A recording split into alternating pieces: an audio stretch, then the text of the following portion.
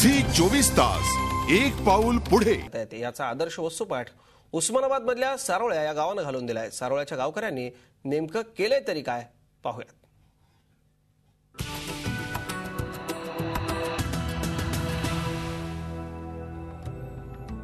उस्मानाबाद मधलं हे आहे सारोळा गाव। गावातल्या विहिरींनी कधीच तळ गाठलाय, मात्र दुष्काळातही सारोळ्याचे गावकरी डगमगले नाही।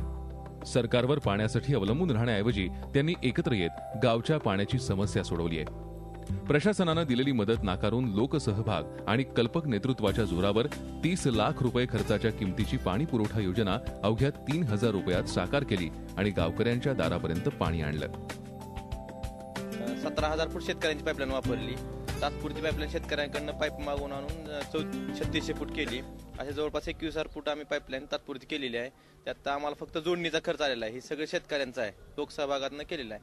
आणि शेतकऱ्यांनी त्यांची विहिरी, मोटरी, बोर असे बरेच लोकसहभागातून शासनाचा एकही मोबदला न घेता आम्हाला दिलेला आहे गावासाठी। शेतामध्ये उपलब्ध असणाऱ्या अनेक शेतकऱ्यांच्या पाईपलाईन एकमेकांना जोडून घेत गावालगतच्या विहिरीत पाणी आणण्यात आलं। विशेष म्हणजे शेतकऱ्यांकडील स्प्रिंकलर पाईपलाईनचा वापर करत गावात पाणी वितरणाचं 30 स्टँड पोस्ट तयार करून घरासमोर पाणी वाटप सुरू केलं।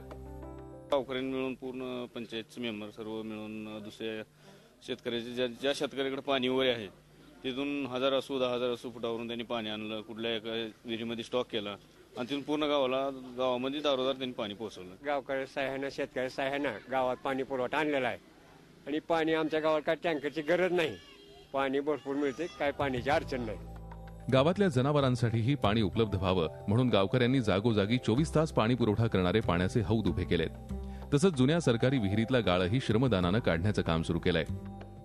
आम्ही गावातील सगळी होतकरू जी आहेत लोक त्यांनी 2-2 तास इथं श्रम करून आहे तेवढा गाळ 10-12 फूट गाळ आहे विहिरीत, तेवढं काढल्यानंतर जर पाणी साठलं व्यवस्थित झालं तर गावाला पुरेल असं पाणी मिळेल असे आशा आहे। दुष्काळात पाणी टंचाईच्या संकटाला लोकसहभागाची जोड देऊन जलस्रोत जोडणीचा सारोळा पॅटर्न तयार करणाऱ्या उच्चशिक्षित तरुणांची ही कामगिरी अनेकांसाठी प्रेरणादायी ठरू शकते। Mahesh Poddar, Zee media, Osmanabad. Zee 24 तास एक पाऊल पुढे।